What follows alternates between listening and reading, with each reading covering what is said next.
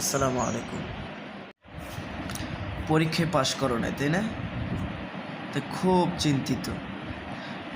মার বকাবকি, বাবার বকাবকি, দাদা দাদির বকাবকি, তারপরে বন্ধুবান্ধবের, ক্লাসের বন্ধুবান্ধবের, ছাত্রছাত্রীর, শিক্ষকের, হতাশ হয়ে যাচ্ছে, তাই না? হ্যাঁ, এটা নয়, অনেকে এই সময় দুশ্চিন্তা করতেছে যে না, কী করব, আর কোনো কিছু হলো না, এত মানুষের বকাবকি, না, জীবনটা কী দিব, বোকামি, এগুলো হচ্ছে বোকামি। একটা জিনিস চিন্তা করতে হবে, একটা জিনিস বুঝতে হবে, সেটা হচ্ছে পাশ মাত্রই হচ্ছে একটা কাগজের পাতা, কিন্তু জীবনের অনেক মূল্য। এই কাগজ দিয়ে কিছু হয় না, হয়তো ভালো একটা কিছু চাকরি পাওয়া সহজ হয়, কিন্তু কাগজে কিছু করতে পারে না। আর এই শিক্ষা যোগ্যতা দিয়ে কিছু হয়ও না, এতটুকুই হয় যে চাকরি পাওয়া যায় একটু, এই, কিন্তু তাও তোমার পরীক্ষা দিতে হবে সবখানে। পরীক্ষা দিয়ে যখন তুমি সর্ব জায়গায় টিকবে, যেখানে তুমি টিকবে ওইখানেই তোমাকে রাখবে। তাহলে পাস করতে পারি নাই, এরিয়া দুশ্চিন্তার কী আছে? কিচ্ছুই নেই। একটাই কাজ, তোমার জীবনে চলতে হলে তোমার টাকা পয়সার প্রয়োজন, অর্থাৎ তোমার কর্মের প্রয়োজন। হয়তো তুমি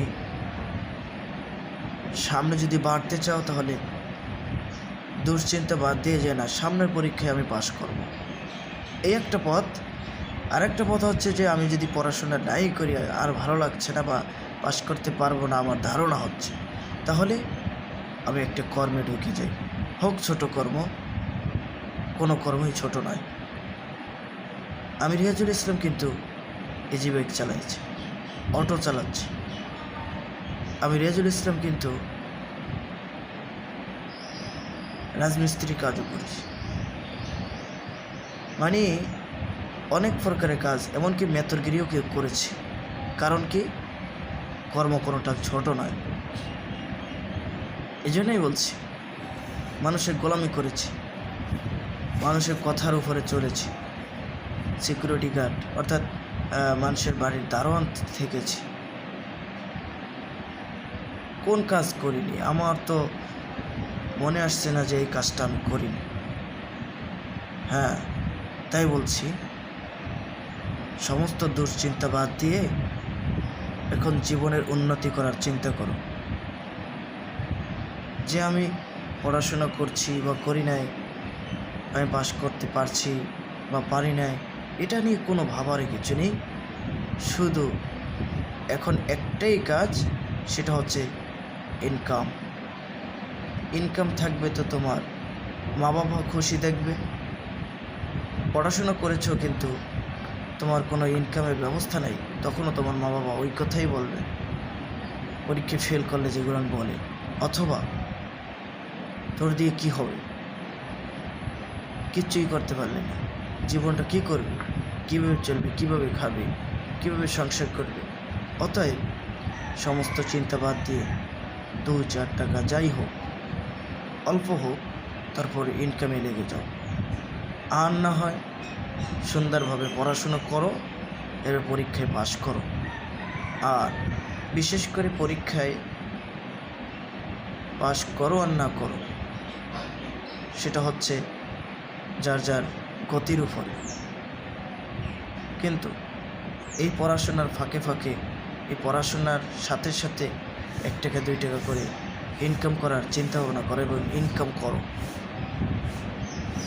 যখন তোমার জীবন দাঁড়িয়ে যাবে, সবার সামনে দেখবে যে, সবাই দেখবে যে এটি দাঁড়িয়ে গেছে, তখন তোমাকে সবাই আবার ভালোবাসা দিবে, মহাব্বত দিবে, সকলেই তোমাকে ভালোবাসবে। অতএব এরকম অনেক নজির আছে। আমার ভাই আছে একজন চাস্তো ভাই, যে পরীক্ষায় পাশ করছে কিনা ওটা তিনি খেয়াল করেন। ছোট থেকে শুরু করছে, ছোট থেকে ব্যবসা শুরু করছে, ইনকাম শুরু করছে। আজ তার 10 লাখ টাকার উপরে তার ডাইনে টাকা আছে, কিন্তু সে পরীক্ষায় ওইরকম পাশ করেনি, ফেল করছে, পরীক্ষা দেয় নাই, কিন্তু তার কোনো মনের ভিতরে কোনো চিন্তাও নেই। কেন? সে ছোট থেকেই গিয়ে ব্যবসা শুরু করে এখন মোটামুটি ভালোই টাকা পয়সার মালিক হয়েছে, ব্যবসা বাণিজ্য করছে, বিবাহ শাদী করছে, তার ছেলে মেয়েও আছে। এটা বেশি দিনের কথা নয়, 2018 না 19 সালের কথা। এর ভিতরে সে এত কিছু করছে। তাহলে হতাশ হওয়া যাবে না, দুশ্চিন্তা নেওয়া যাবে না মনে। যারা পাশ করেনি কোনো টেনশন নেই, জীবনের অনেক দাম আছে, কাগজের চাইতে জীবনের দাম অনেক বেশি। যে কোনো মানুষ শিক্ষা যোগ্যতা ছাড়াও কোটি কোটি বিলিয়ন কোটি টাকার মালিক হতে পারে যদি তার ইচ্ছা থাকে এবং সঠিকভাবে কাজ করে যায়, সে পারে। অতএব যারাই পরীক্ষায় পাশ করে বা পাশ করছে সকলকেই বলছে, তোমার জীবনের লক্ষ্য হচ্ছে টাকা পয়সা এবং আয় উন্নতি। এই আয় উন্নতি না থাকলে তোমার এই কাগজ দিয়ে কিচ্ছু হবে না। আর কাগজ থাকলে তোমার হয়তো চাকরি বা কাজ ভালো পাওয়া যায়, কিন্তু তাও পরীক্ষা দিতে হবে। পরীক্ষায় পাশ করলে দেখা যায় কাজটা ভালো হবে, নয় কিন্তু নয়। অতএব দুশ্চিন্তা বাদ দিয়ে আজ থেকে লেগে পড়ো তোমার জীবনের উন্নয়নের জন্য, জীবনের সাফল্যের জন্য। সেটা হচ্ছে কর্ম। 2 টাকার কর্ম করো, তাও ঠিক আছে, করতে থাকো, এক সময় দাঁড়িয়ে যাবে। যে আমার চাস্তো ভাইয়ের কথা বললাম না, সে কিন্তু প্রথমে শুরু করছে একদম অল্প টাকা দিয়ে। কত? প্রথম তো আমি তাকে দেখছি 500 টাকা দিয়ে শুরু করছে, 400-500 হবে হয়তো। এরপরে সে কিছুদিন যাওয়ার পর 1000-1800 টাকার এরকম শুরু করছে। এরপরে এক পর্যায়ে সে এরকম বাড়তে বাড়তে বাড়তে বাড়তে এক পর্যায়ে সে একটা ল্যাপটপ কম্পিউটার নিল, দোকান দিল, এবার আস্তে আস্তে দোকান দিল, দোকান দিতে দিতে এক পর্যায়ে এখন তার বেশ টাকার মালিক সে। কিন্তু তার কিন্তু এখন অনেক টাকা হয়ে গেছে। এজন্য ভুল সিদ্ধান্তের আগে একটু নিজের জীবন নিয়ে ভাবো। হ্যাঁ, কেউ আমাকে আশ্রয় দিচ্ছে না, হ্যাঁ আমি অন্য জায়গায় দেখবো। আমার বুদ্ধি নাই, কিছু নাই, কারো কাছে জিজ্ঞেস করবো জ্ঞানী গুণীর সাথে যে আমি এখন কী করতে পারি, আমার আর এই জিনিসটা ভালো লাগছে না, এখন কি করতে পারি। দেখবো ঠিকই তোমার সিদ্ধান্তে তুমি পৌঁছে যাবে। অথবা যদি লজ্জাবোধ হয় তাহলে ইউটিউবে যেইখানে তোমার জীবনের উন্নতি হবে সেই বিষয় নিয়ে তুমি ছাড় দাও, তারপরে দেখো, ভিডিও দেখো কীভাবে আমি উন্নতি করতে পারি, টাকা পয়সা ইনকাম করতে পারি, আমার জীবনের লক্ষ্যকে পূরণ করতে পারি। তা দেখবে ভাবছো যে কোটি কোটি বিলিয়ন টাকার মালিক হব, এর জন্য আমি কি করছি? পড়াশোনা করছি। হ্যাঁ, তুমি এখানেভাবে পড়াশোনা না করেও বা ফেল করেও তুমি কিন্তু এটা হতে পারবে, এটা করতে পারবে।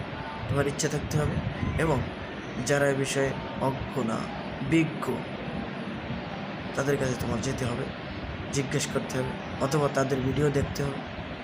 ঠিক